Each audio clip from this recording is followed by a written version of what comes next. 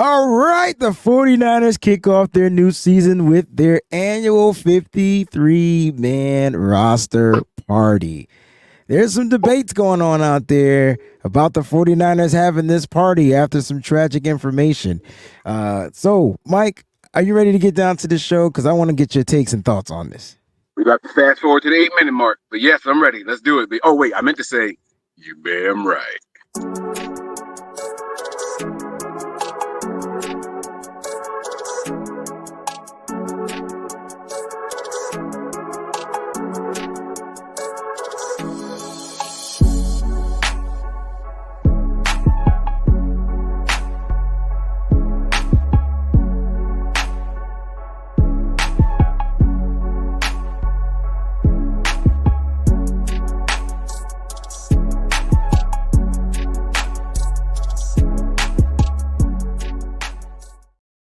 What's going on, Bamily? Welcome to the B.A.M. Show. It's your host, the WayneBreezie, Mike Andrews, and you're rocking with the number one 49ers tag team. Back again, checking the reckon. Let's begin. Mike, what's going on? Happy Labor Day. Happy Monday out there to everybody as well. It's a beautiful Monday. It's a beautiful Labor Day. I am surrounded by family and friends. I couldn't ask for much more. And then I get the chance to talk to my brother, WayneBreezie, about the team that I love even more than this team, the San Francisco 49ers, man. It's a beautiful day. It's a beautiful day in the neighborhood. Guys, thank y'all so much for being here with us on your holiday. If you have had today off, if you still have it off, we truly appreciate you for joining us. Thank you if you are at work. Some people do have to work on today, and we appreciate you as well for being here. Shout out to everybody out there in the live chat, man. Thank y'all so much for joining the live chat. And if you're new to the channel, make sure you hit that subscribe button. Don't forget to click on that like button as well. It's a little thumbs up, and we'll get this show popping. Before we get started on today's topic, we got some news, injuries, updates, all that good stuff. 49ers wide receiver Ricky Pearsall has been placed on the reserve non-football injury list. All right, that's the NFI. Mike, That's some bull. That's some bull? He was out doing a signing. That was a work-related incident as far as I'm concerned. It's not a work-related incident because it has nothing to do with the football team. Hearsay, it's not a football event where it's work-related. But I get what you're saying, but it's not. It's an optional, recreational type of thing that has nothing organized by the team. I think that's what it means when it comes to work-related. I think. If I'm him and my pay is different, as in less than if it was a football injury, I'm protesting this, and I'm finding a way. You could protest it, but it's not work related. That's what I'm trying to get you to say. He's not obligated to. He's not obligated to do the signing. It's not in his contract. You got to go sign stuff. You're not with the team. Is what I'm saying. Okay. I could be wrong because I think that's what PUP and NFI that it has to be, because you said work related, and I love that term. Usually we just say football. Oh, no. I was very specific with my word choosing. Yeah. Now that was a work related incident. I don't. You can slice it however you. It didn't happen on the field in practice or in game, but that is a work related. It's like the guy. What's the player that we lost for the year when he stood up in the locker room? That was a work related incident. He wasn't on the field. He wasn't practicing. Yeah, but it was the locker room. He was on the football camp facility. Yeah. You thinking about where it happens? I think the semantics is it could be where, when, who. We got to put them who, what, when, where, whys, hows, right? I just don't. I think doing something. I think if it was a setup by the team signing, it would be work related. We don't know that it wasn't. Okay. Usually those signings aren't, but you're right. Yeah, you're right. But yeah, so what does this mean? How long is he going to be out? 4 weeks. We expect? It's the same as the PUP. 4 weeks. So week 5, he'll be eligible to return. Boy, the 49ers. How honest are we being right now? Like I think this is supposed to be the honest show. If I'm not mistaken, every show is supposed to be the honest show. This was their goal all along, right? Like they didn't want him to play anytime soon. The Niners were trying to figure out a way and reason to put him on some sort of list that kept him out the first couple of weeks of the season. I feel like that was obvious and evident to everybody watching, right? Like he's been in a blue non-contact jersey since he was born as a 49er, like since day one. They wanted to find a reason to put him on some sort of list. I feel like this is not what they were looking for, and I don't think that they're happy about this. Let me be clear what I'm saying. I don't think anybody wanted this to happen to him, but I felt like they were going to find a reason or a way to put him on the inactive list for the first 4+ weeks of the season. He's not ready yet. We even talked about when he returned to practice, he was still in the blue non-contact jersey. So in essence, what is a receiver doing if he's a full participant at practice but can't be touched? He's just running.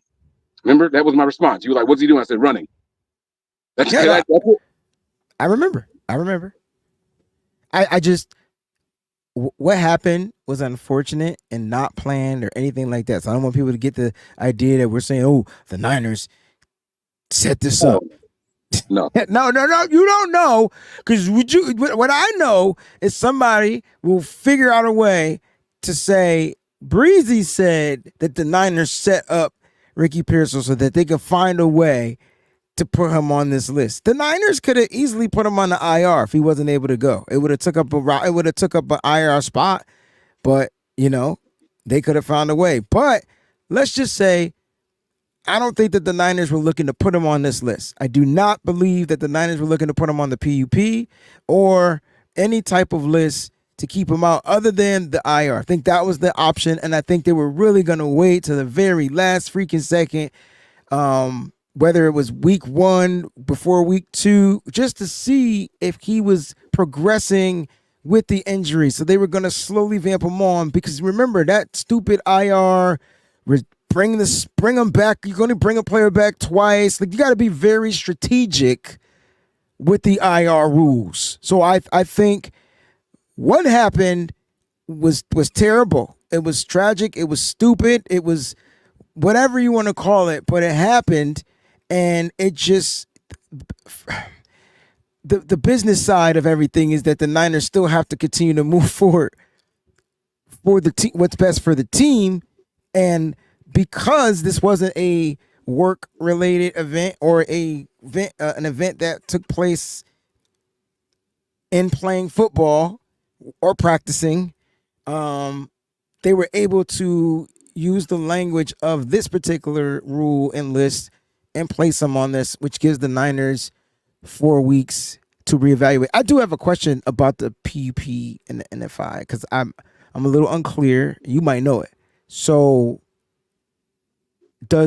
if you go on a PUP, right, after the 5th week, the Niners can make you eligible to return to the roster, right? But my question is, so yeah, if you go on the PUP, what? If you're on the PUP or if you're on the NFI, you have to do a minimum of 4 weeks, right?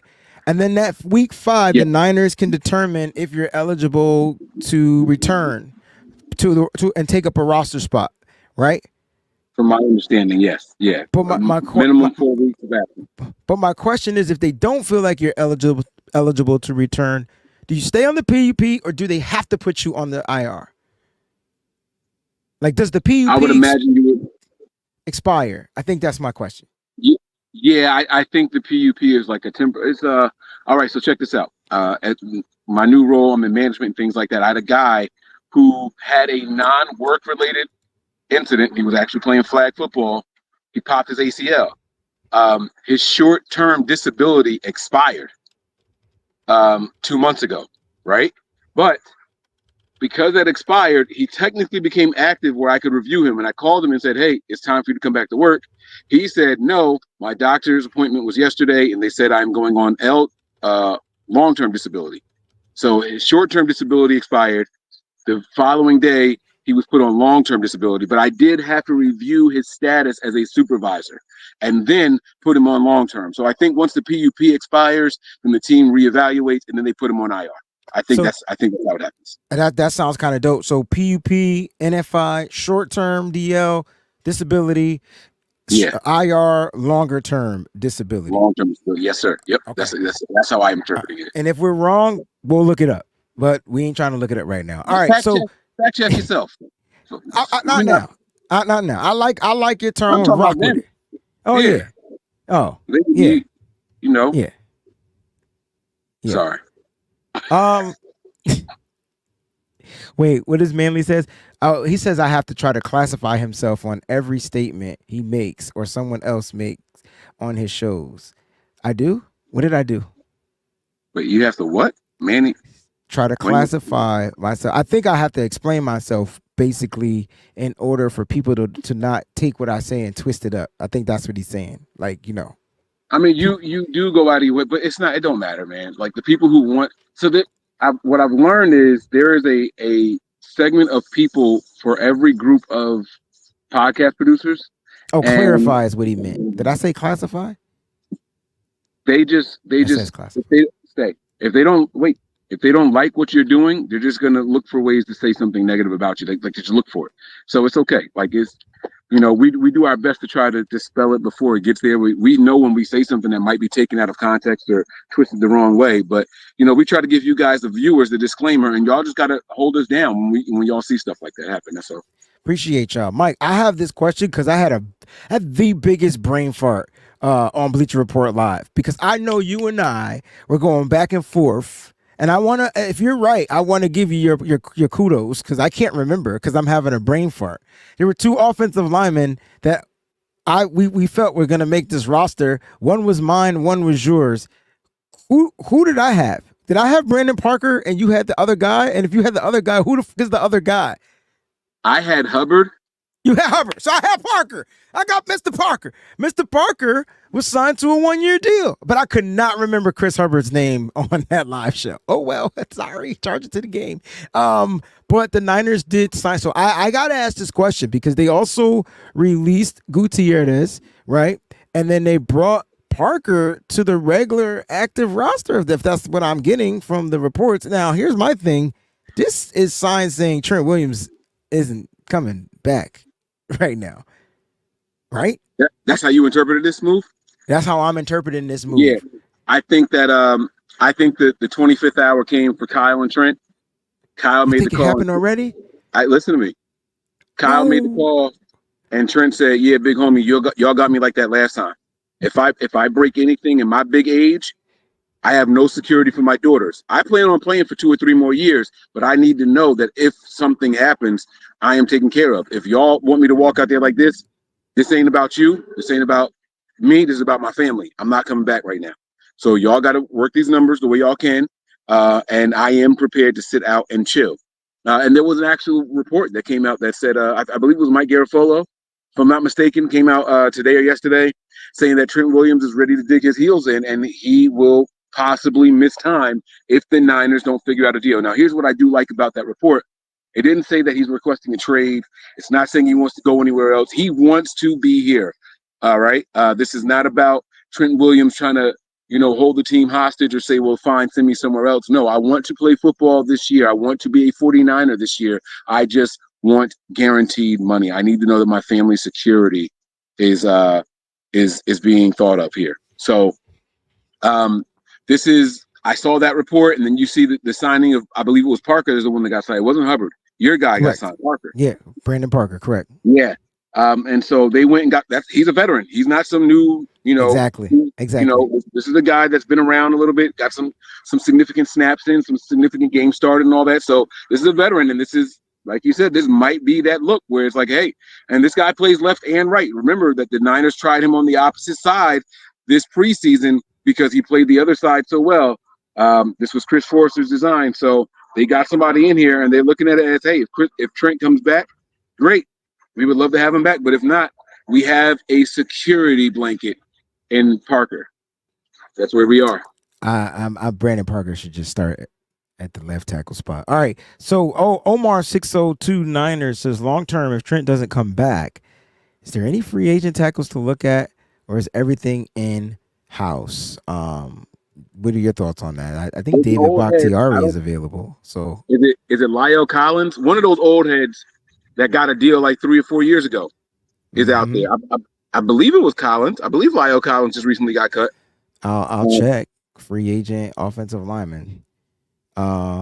So while I'm doing that, you can continue to talk. And There's a couple of guys, and this is one thing that we have to keep in mind. I think that the Niners would rather have a young guy that can be molded. Chris Forrester gets his hands on these guys, and he makes something out of nothing. This is his specialty. Chris Forrester is the most underrated position coach on this entire 49ers team. You got guys like Bobby Turner who are heralded at their spot and highly respected, right? Can't be underrated. You got guys like Chris Kosaric, highly respected and heralded, can't be underrated, right? But then you got Chris Forrester, and the joke is he's a Miami guy that likes coke and prostitutes. Like that's the joke amongst league circles, right? But he does an amazing job with whoever and whatever the talent is that he is given. So I absolutely love that Chris Forrester is going to be able to take his choice and get whoever it is that he's looking for. So that's what I feel. I mean, like there's some guys available. I mean, there's some veterans that are available that are under the age of 36 that the Niners could go out and get. I know David Bakhtiari from Green Bay is available. He's been in the league for 10 years. I slightly disagree with you, but I agree with the part that you said that they like to get offensive linemen that they can develop, but not left tackles. So I think they go and get a left tackle. Now, DJ Humphries from Arizona would be cheaper. It's crazy. Like, I think this is part of what Trent Williams is going to look. Because if you look at any of these guys, like, there's a possibility that they can just go out and not pay Trent the guarantees. But why add more money to the roster? Like, that doesn't make any sense, right? Because, I mean, they'll be able to find Trent Williams, take away his money, maybe to pay another guy. So David Bakhtiari, DJ Humphries, if they want to go old, I mean, Dwayne Brown is still available. He's just old, but it's for 1 year. So I don't know, but and then get the guy in there to develop. But I think if the Niners are looking for Super Bowl window, they need to go out there and get a bookend left tackle if Trent Williams isn't going to play, or if they're not going to give that man his guarantees. That position is, to me, the most important position. You could say the quarterback is the most important position, but I think a quarterback is only as good as his left tackle. And so, because when you trust that left side, you ain't got to worry about that left side. It just makes you that much more better. Like, in my opinion, when you got to be looking at your left side because you got hit a certain way, and it could not be true. You're 100% correct. When you're a right-handed quarterback, in my opinion, you want somebody that you know that you can trust to protect your blind side. If you're a left-handed quarterback, it's the opposite way, right? Brock Purdy was put out of commission from his right side, bro. Like, listen, a quarterback is only as good as the extension of the talent around him. Now it's his job to create opportunities for the talent around him at the skill positions. But the people up front are the people up front. I don't care if you're Aaron Rodgers. I don't care if you're Tom Brady. I don't care if you're Brock Purdy. I don't care if you're Jameis Winston. If the line isn't protecting for you, you cannot create opportunities and windows for your skill position players. And so I do agree with you that they're only as good as. But I'm not going to just say the left tackle. I'm going to say the line. If you got a center that's a turnstile every time he snaps the ball, he's no good to you, bro.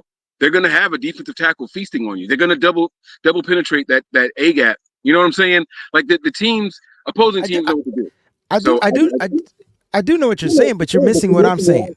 So it's like if your blind side is protected, then you're not thinking about what's coming in from your left side, because you're just not. You're confident that I can focus here and here or whatever. Brock got hit not just because the offensive line. Brock got injured or put out of commission because the tight end, who's the extended blocker on that play, didn't make the block. Unfortunately, Brock was looking on the right side. Brock was on the right side, and Brock was looking dead at him. So all Brock had to do was step up in the pocket. I go with inexperience on Brock there, because I think now he knows, oh shoot, I can't protect. My right side not as strong as my left side. So let me pay attention a little bit more to my right side. I just think you're right. It's the offensive line as itself and the extensions have to block as a whole. There's a crazy echo right now. Oh shit! I'm sorry. I had my hand cupped over my microphone, and so like I was holding the phone like this. So the audio is coming out is where my bad. You should have. So I should be over now. Now the echo's still there all of a sudden. Okay, I think it went away. All right. So yeah, so that's what I'm alluding to. So like my point is when you got a guy like Trent Williams, Brock is confident that that side is going to be blocked, which will allow him to focus more straight, and he could probably he's looking right here. So like I think to me Brock's awareness needed to get better, and after that injury, I believe it made his awareness a little bit better. I'm not saying that there's no pressure from the left side. I think he's just extra confident when he has a guy like Trent Williams. Yeah, I saw the comment in there from John Paul asking if NBN did a video on the Pearsall signing. I want to make something very clear. I will not try to profit off of a potential tragedy from an individual player. Now, with that said, I did do a show last night that was on our channel on Nothing But Niners, and it had myself, Zach, started the episode, then Matt joined later on from 49ers Hive, and I let it be known exactly how I felt on the Ricky Pearsall. I'm not a guy that's going to make a post about something like that. I'm not going to tweet much about something like that, and I'm damn sure not doing a breaking news video about something like that. And anybody out there who did do it, that's on them. That's their prerogative. That's their business line and all that. Not me. That wasn't something that I'm gonna go out there and do. So if you guys are looking for my take and my opinion on it, please go back and watch the episode from last night on Nothing But Niners or 49ers Hive. We did do a dual stream. All right, let's get to the gist of the show. Because speaking of that, the 49ers had their annual 53-man roster event. And there was a party going on. You saw the pictures circulate the internet. Rick Ross, the boss, Kyle Shanahan, in the suave suit. Let's talk about this because what the hell? Why my teeth look so crazy? Look at the white in my hoodie. I mean, what's happening right now? My teeth don't ever look like this. I'm sorry. I'm sorry. There is an echo though. It is driving me nuts. I'm off. Okay. So I was asking you, what's good? Like how you feel about the 49ers having this particular event after the news about Ricky Pearsall being shot and things like that. Are there a lot of takes going on out there? A lot of stuff was written, a lot of stuff was said. But I'm just curious to know, like, should the 49ers have postponed their 53-man roster event? I'm black. And so my opinion might be different than someone else who is not black. That shit, I won't even blame it on black or white. The way my family was brought up, the way that we were raised, at this very, very moment, and I'm not exaggerating at all. I'm sitting outside of the window of my grandmother, who we are waiting for and expecting to transition at any moment now, quite literally any moment. And with that being said, we are on her property and we are having a celebration today, right now, in this very moment. Now, before we went live, I showed Wayne around. It looks like we're having a family reunion out here. There's 4 or 5 grills that are lit. We've got bounce houses. We've got tents. There's cornhole. There's drinks. There's food galore. I mean, there's cars all over the property right now. And if Wayne wants and permits, I'll even give you all a little view. I'll mute my microphone and just walk around and just show you all real quick a quick glimpse of what we're doing. My point is this: tragedy does not mean mourning. Doesn't mean suffering. It doesn't mean pain all the time. Sometimes in the midst of a little bit of a shakeup, you can celebrate. Sometimes in the midst of anticipated loss, you can still celebrate what was, what is, what you've learned from it and all that. And I think that because Ricky Pearsall's situation wasn't tragic, because he didn't lose his life, there's absolutely reason to celebrate and for the team to go on and continue with their 53-man celebration. And I can almost guarantee you that the team honored Ricky Pearsall at some point during that ceremony. I can almost guarantee you that they held the cheers or raised a glass to him or said something about him and spotlighted him and the situation and his overcoming in that ceremony. To cancel that ceremony would be short-sighted. And I don't know Ricky Pearsall at all. I know nothing about this young man. I can almost guarantee you that if they put a microphone in front of him and said, hey, what do you want the team to do? He would say, rock out with your cocks out. Okay? There's nothing about that young man that I feel would say, "Oh man, this happened to me, and I want everybody to stop what they're doing and pay attention to me." No, I don't. I don't think that at all. I watched the video of him walking to the stretcher, and the last thing he seemed to be worried about was what the team was doing in that moment. I don't want the team to stop in that moment. Am I okay? Am I good? Okay, y'all sure I'm good? Okay, medical assistance is here.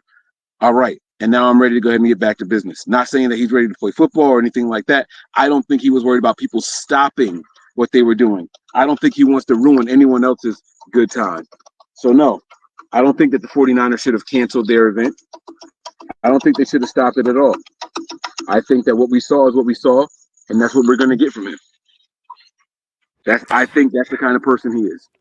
I mean, I couldn't agree, anymore. Like, I mean, that's pretty much spot on. I mean, you got a lot of people putting up stuff like it was the wrong thing to do. And I'm just trying to figure out like how was it the wrong thing to do? Like that's what I'm trying to find, like the justification in it. Like, how was that the wrong thing to do? It didn't make any sense. I want to read what Mr. Cone wrote, if you don't mind. Can before you read this, is he the only person that had a problem with this?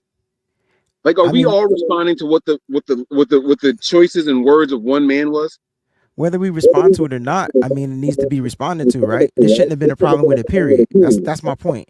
So if he's the only person that said anything, then he the only person. I'm not sure. I can't. You know what, Mike? I don't know. This is what I found, though. I hope that answers your question. This is what I found. So there should have been no party. Shanahan should not have been wearing a white suit, which made him look like a carnival barker. So he took a shot at what him having to wear had to do. Anyway, this is my point. This is my whole thing on this. He should not have been carrying a cane and posing for videos and grinning like a moron. He should have been leading a vigil for his fallen comrade, for all the 49ers fallen comrade. The team should have made a somber video and sent it to Pearsall, a video in which they attested they would not party like it's 1999, not until he is well. I accuse Kyle Shanahan of being stupid. The team should have gathered at Shanahan's house and told stories of Ricky Pearsall, of what he means to them. Shanahan should have given a speech from the heart on the nature of his team, how his team is family, how he's the father. Shanahan would not have partied if a child of his got shot. Same should have gone for Ricky. All right. Mike, you back on the mic. This story has clown juice dripping all over it, yo. First of all, you don't hold a vigil for somebody who didn't fall. Like, stop it. He gotta chill. Like, he don't know what he's talking about. Wayne, go ahead. I gotta get this call real quick. At the end of the day, the Niners had an annual event. And I truly believe that the Niners probably asked the family, we'll cancel the. I bet the Niners was like, hey, we'll cancel the event in lieu of what's going on with Ricky, and we'll be here with Ricky. And I believe that the family of Ricky Pearsall, I don't know, but this is what I believe. I believe that the Pearsall family said no, continue to celebrate life. He's alive. He will be well, and continue to celebrate life. And so Debo tweeted out, he's going to be okay. Some people knew that he was going to be okay before everybody else knew anything. And so, like, I feel like the event could have been an event in honor. We don't know what they did because they didn't put anything out. Rick Ross actually posted those pictures. The team, if I'm not mistaken, was instructed not to post any videos, not to post any pictures or anything in lieu of anything at that point.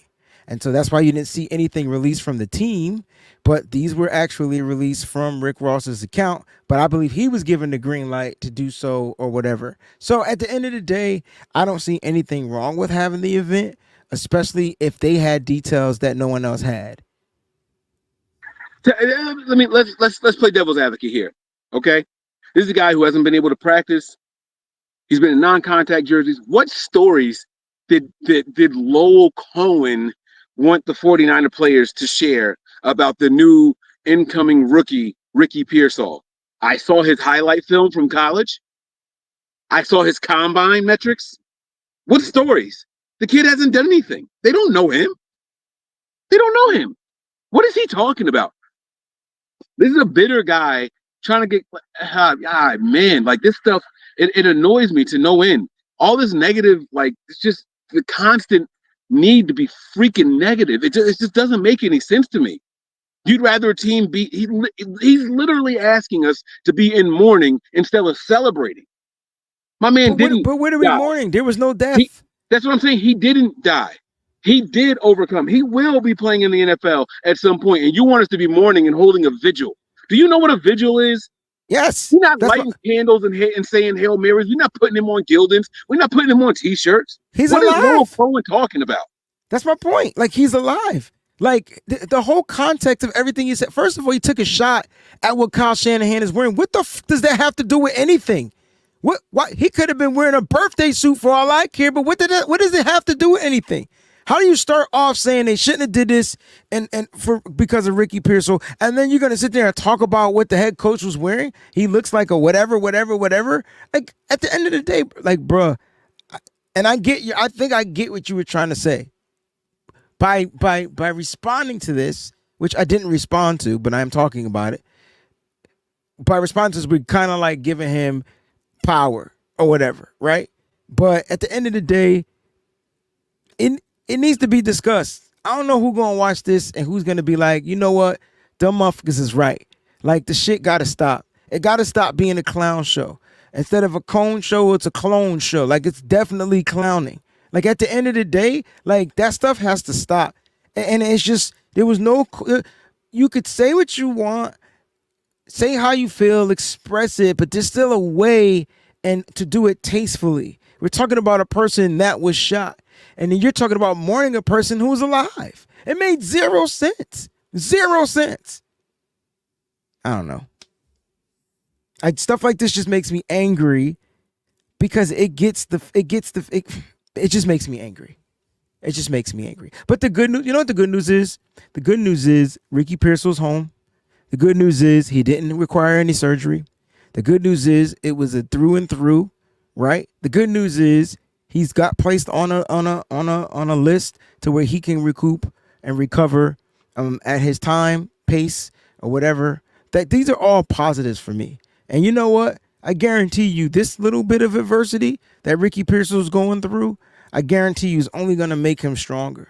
It's only going to make him stronger. So maybe this helps. Maybe this changes his mentality, outlook on life. He's going to attack it differently, obviously, because he went through this particular type of adversity. But at the end of the day, I think the only thing that should have mattered in this whole situation, not worrying about the guys partying, not worrying about what they were, like, none of that should matter. The only thing that should have mattered is the health and the life of Ricky Pearsall. That's the only thing that should have mattered. It shouldn't matter what content creators post. It shouldn't matter if who's breaking the news. None of that shit should matter. At the end of the day, the only thing that should matter is prayers for him and his family so he can pull through. That's the only thing that should matter. And I mean that shit with all my heart. And I'm talking to whoever needs to hear that. That's the only thing that should matter. Couldn't have said it better myself. Listen, we got to sign out. Make sure you guys log into the Patreons, sign up for patreon.com/the WayneBreezie. We'll get a little bit more in depth on this over there. Make sure you guys are there. And we're going to be bringing y'all some hot stuff, man. This season about to be fire, bro. This season's going to be fire. Yeah. The 49er fan base is too emotionally charged to be let down by anything right now. This is going to be a crazy season. And the letdowns are going to mean that we are losing. The only way that we can be let down is if we lose a game that we shouldn't lose, or we feel we shouldn't lose. It's going to be fire and brimstone. It's going to be heat. It's going to be vitriol. It's going to be passion. So make sure you guys, because I'm not going to lie to y'all, I'm not losing my YouTube channel again over some nonsense. I'll just bring it to y'all on Patreon. So if y'all want to know how we sincerely 100% feel, y'all want us to keep it a bean, y'all got to get to the Patreons. We're going to do our thing. We're not going to hold. I'm not gonna say we're not gonna hold back. We're not gonna lie to y'all on the YouTube, but we're not gonna let the clip go over here. Like y'all gotta go to Patreon to get that. Yeah, unfortunately, we can't. Yeah. It's just it's certain people that can't just say whatever they want to say on YouTube and that stuff fly. So if y'all want to get the raw and uncut, head to the Patreon again, patreon.com/TheWayneBreezie or patreon.com/NB9ERS. Wayne, we're gonna get up out of here, bro. This was great. I'm looking forward to the next show with you. Again, I'm gonna say the outro. I'm gonna let you get your words. I'll do the outro, but let me just show my family because I got a beautiful family. I want to show them off. I just want to do one of these with the family out there, and you know what I'm saying. Just let them know how we giving it up again, because this is not a mourning. This is not a passing. We are celebrating life. You know what I'm saying? Absolutely. That's what we're here for. That's what we're gathered here for, and it just looks good. And if what I'm doing on my little tiny scale is celebrating, imagine what Kyle Shanahan and those guys could do, huh? That's when you get celebrities like Rick Ross showing up. The biggest, Both. the both. You know what I'm saying? Yeah. The floor is yours, bro, and then I'll sign us out. We'll get out of here. Oh. All right, listen, guys, make sure you tune in to 8 p.m. Eastern Standard Time. We got a special night tonight, 8 p.m. The Nitty Gritty Niners crew will be here. I believe Woes will be in the building. We're going to be doing some season award predictions and things like that. And we're going to do the preview to the Jets and 49ers upcoming week, which is 7 days from now. So make sure you tune back in 8 p.m. right here on this channel. The WayneBreezie Nitty Gritty Niners Talk will be in full effect. Mike, do your thing and then take us home. Well, Mike signed off. I thought Mike was going to show the family. Guys, we out this joint, man. Peace out.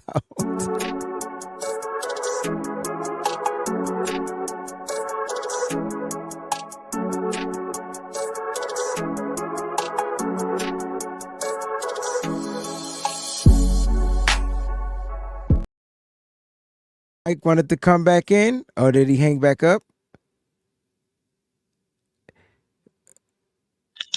I'm here. My bad. I was trying to turn the camera around and hit the leave button. My bad. Listen, y'all, we live all the time, kicking it with the fam, bro. That's Breezie and I'm Mike. And this is the B.A.M show. Look, let's show them how we do it, though. When we celebrate and we not mourning, baby. This is what we do. Huh? Y'all see the hoses for the water slide. Look, the kids up there having fun. Huh? I'm going on mute, man.